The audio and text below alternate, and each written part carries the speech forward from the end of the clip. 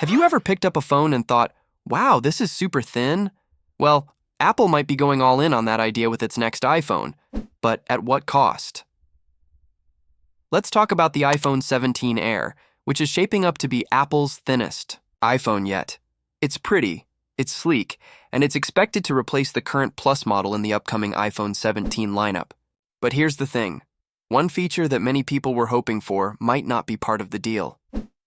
Now, a few weeks ago, there was a rumor that got everyone excited.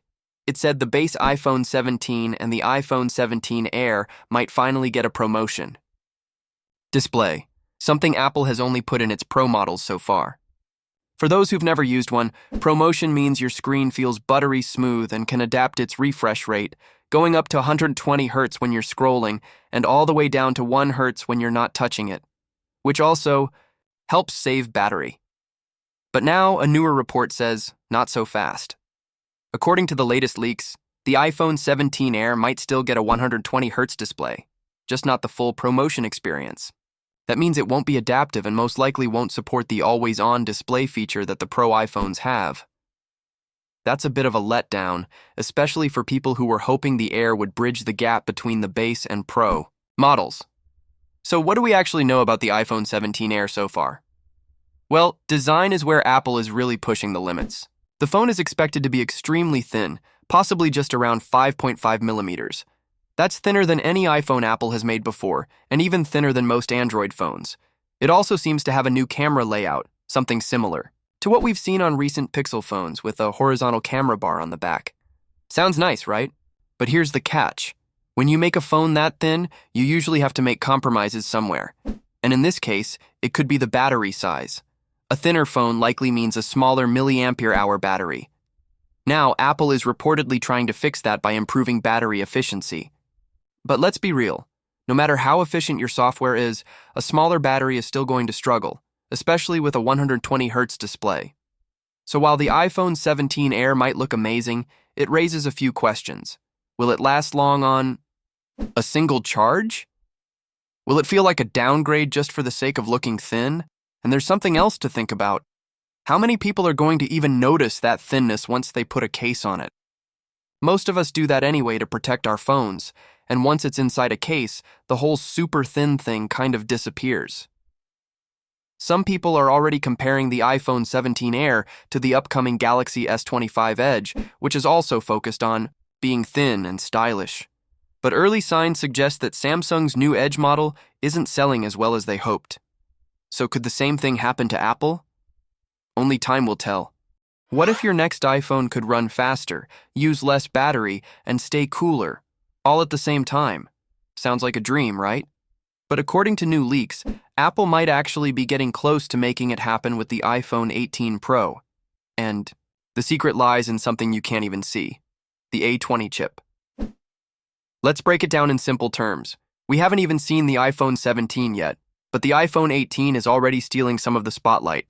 It's expected to launch in 2026, and if these rumors are true, it could be one of Apple's biggest upgrades in years.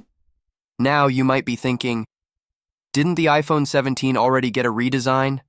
And didn't the iPhone 16 bring some chip changes? Yes, but the iPhone 18 Pro might go way beyond that.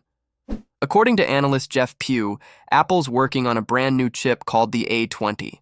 This chip is expected to be built using Taiwan Semiconductor Manufacturing Company's 2-nanometer process. That's smaller than any iPhone chip we've seen before. Just to compare, the chip in the iPhone 15 Pro, the A17 Pro, uses a 3-nanometer process. Even the upcoming A18 and A19 chips will still stick to that same 3-nanometer tech, just more refined versions. But the A20, it's different. It's smaller, faster, and more efficient. In fact, this 2-nanometer chip is rumored to be 15% faster and could use up to 30% less power than the previous chip. That means better performance without draining your battery as quickly. Imagine using your phone for longer, even while doing heavy tasks like gaming or video editing. And there's more. The A20 might also come with a totally new chip layout, something called Wafer-Level Multi-Chip Module, or WMCM for short. In simple terms, this means the memory, the part that helps the phone run apps smoothly, could be placed much closer to the processor itself. What's the benefit? Less distance for data to travel means faster speeds and less heat. This could also help the iPhone run cooler, which usually means better battery life too. Now here's where it gets even more interesting. Jeff Pu believes this A20 chip won't just power the iPhone 18 Pro and Pro Max. It might also be used in Apple's first foldable phone, expected to be similar to the Galaxy Z Fold models. Imagine that. A foldable iPhone powered by one of the most efficient and powerful chips Apple has ever made. Of course, not everyone agrees. Analyst Ming-Chi Kuo earlier said that all iPhone 18 models would have this 2-nanometer chip, but later, he changed his view, saying it will likely be just for the Pro models. Here's why this chip upgrade matters so much. Not just because it's faster. Honestly, most flagship phones are already super fast. What really makes a difference in everyday use is battery life and how cool your phone stays, even under stress. What if the next big Samsung foldable doesn't look very different, but still feels brand new? Well, the Galaxy Z Fold 7 might be exactly that. Something familiar but quietly upgraded in all the right ways. And the changes might surprise you, more than you think. Let's get into it. So, Samsung's next big foldables, the Galaxy Z Fold 7 and the Z Flip 7, are just around the corner.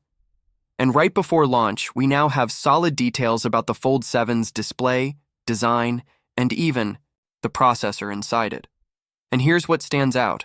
Samsung didn't exactly redesign the Fold 7 from scratch, but they may have done something smarter. Let's talk display first. According to a reliable source, the Galaxy Z Fold 7 will have the same physical size as the Galaxy Z Fold 6 Special Edition. Now, if you've never heard of that version, it's because it was only sold in South Korea and China. It wasn't available in most countries. That special version had a few upgrades compared to the regular Fold 6, and it was clearly built to compete with foldables from Chinese companies like Oppo and Honor. Now here's the twist. While the Fold 7 is the same size as that special model, Samsung has made the bezels thinner. So even though the body didn't grow, the screen size did. The Galaxy Z Fold 6 had a display size of 7.6 inches. The new Fold 7 bumps that up to nearly 8.2 inches. It's not a massive change on paper, but in real-world use, that's going to feel a lot more spacious, especially when watching videos or multitasking. Even leaked images show the Fold 7 looking noticeably larger. That's mostly due to the thinner borders around the screen and slightly different proportions. It won't feel like a Fold 6 clone. In fact, for many users, this might be the first time they get something close to that limited special edition experience, without needing to import it from overseas. Now let's talk about power. There was a lot of back and forth over which processor Samsung would use in the Fold 7, but we finally have confirmation. It'll be the same Snapdragon 8 Gen 3 for Galaxy, also known as the Snapdragon 8 Elite, that's inside the Galaxy S25 series. That's great news for anyone who was worried about performance. Samsung seems to be skipping Exynos once again, at least for this model. And to be honest, most users will be happy with that.